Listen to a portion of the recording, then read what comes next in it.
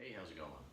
So I've been extract brewing for several years, and been looking to move up to all grain, looking at having to purchase different kettles and burners and propane and all the different things that would go along with upgrading to an all grain system. It was super expensive, and I kept putting it off. And big shout out right now to Clawhammer Supply, and the guys over there have put together this great system. It's a single kettle, they call it a beer in a basket system, and there's a lot of features about this thing that made me decide to go with this for my all grain solution. So the first thing we've got is the kettle, and everything happens in this single pot. We're able to steep our grains and mash in this basket here. They've got another basket that they can put the hops in. This thing is comes complete. It's got assembly that needs to be done, but it's an electric system. So we've got a heating element that heats the water up for us. All the different pieces for the quick connect fittings. We've got our appropriate tubing for transferring the water or the wort and liquids. Chiller plate comes with it. The pump right here to move everything comes with the system. And what really sold me on this setup is this right here is kind of the brains of the system. This is a temperature controller. It's got a timer. You can set your temperatures. You have an alarm that goes off when you reach your temperature, and this also controls the pump.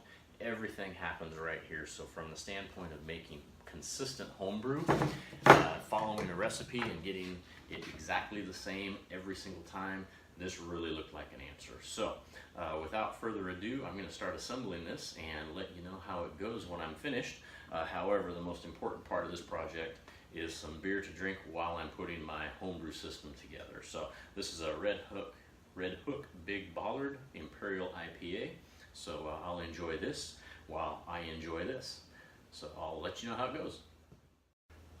So I just got back from the hardware store. One issue I ran into is that where the heating element plugs in, the directions that Clawhammer gives online has different connections for the heating element than what actually came with this device. So their instructions indicate that these posts down here for the heating element are both threaded, and that we just slide these wire connectors on there and secure them down with a nut. In fact, that's not the case with this particular heating element. So what I had to do is run down to the hardware store, and I have a couple of metal washers and a friction wire nut that I'm going to be sliding onto this post to hold these things in place. But that is one issue that I did run into, so hopefully they get that resolved. Now back to the build. Okay, I got it all assembled. It was a 2-beer project, so it didn't take too long. The only hitch that I ran into was with the heating element. I had to run down to the hardware store and got that fixed. That took a few minutes to get that worked through, but I think it'll work fine. I'll keep an eye on it. So I got the thing all set up and on the table, so I will flip around and show it to you. All right, here's the completed system. So you can see it's all wired up and ready to go. So we've got our brew kettle here. Inside we've got our basket so that we can steep our grains. Right over here is the hop basket, so we throw our hops in there.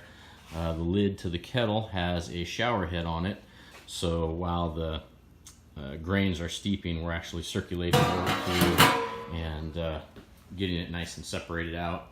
We've got the pump down here on the floor, and the wort comes out of the kettle through this hose here, down through the pump, and gets recirculated and then showers during the entire time that our grains are steeping for the mash.